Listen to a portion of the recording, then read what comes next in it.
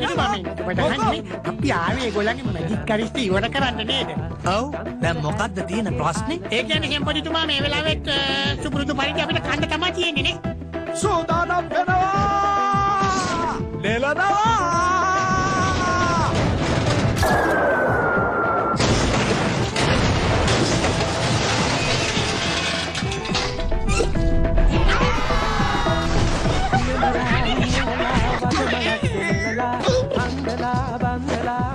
නංගිලා නෙල්ලුවා නෙලිල්ලක් නිකන් මල් නෙලනවා වගේ. නංගිලා ගාවේ. එතකොට මේවම සාර්ථකයිද? හොඳටම සාර්ථකයි.